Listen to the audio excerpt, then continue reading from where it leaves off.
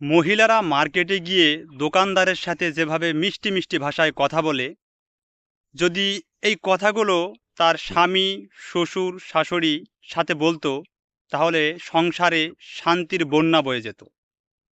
কিন্তু এই বিষয়টি না হয়ে প্রত্যেকটি মহিলা চায় নিজে একা সংসার করবে এবং স্বামীকে সাথে করে একা সুখে শান্তিতে দিন কাটাবে।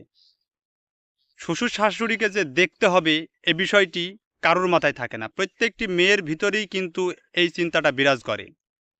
কিন্তু দিন শেষে প্রত্যেকটি মেয়েই কিন্তু দেখা যায় যে আবার কিন্তু শাশুড়ি হয়।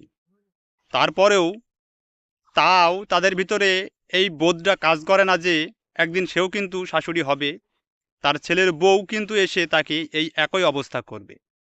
তো পর্যায়ক্রমেভাবে যেটা চলতেছে সেটাই চলবে। এখন ব্যতিক্রম বিষয় যেটা হচ্ছে, যদি প্রত্যেকটি মেয়ে যে মনে করে যে শ্বশুর শাশুড়িকে বাবা মায়ের মতো দেখব, এবং শাশুড়ি এবং শ্বশুর যদিও বৌমাকে মেয়ের চোখে দেখে, তাহলে সংসারে অশান্তি বলে আর কিছুই থাকবে না, সব সময় শান্তির বন্যা বয়ে যাবে।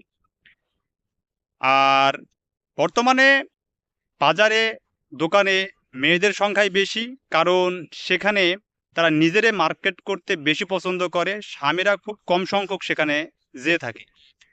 তো এখন যে মূল বিষয় হচ্ছে, এরা সমাজের রীতিনীতি এবং আদব কায়দা খুব কম বোঝে, এবং এ কারণেই কিন্তু সংসারে অশান্তি এবং ডিভোর্সের সংখ্যাও কিন্তু বেশি।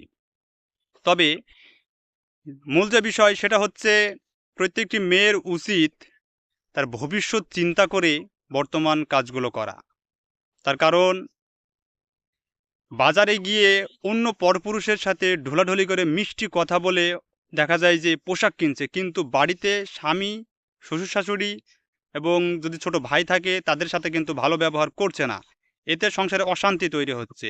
এখন সে নিজে চিন্তা করছে যে শান্তি আমাকে যদি পেতে হয়, তাহলে সবাইকে বাদ দিয়ে শুধু স্বামীকে নিয়ে সংসার করতে হবে। বিষয়টি কিন্তু একতরফা ভাবলে হবে না। একদিন সে কিন্তু নিজেও ওই শাশুড়ি হবে, তখন কিন্তু তাকে এই দিনগুলো উপভোগ করতে হবে। তো এটাই হচ্ছে বাস্তব কথা।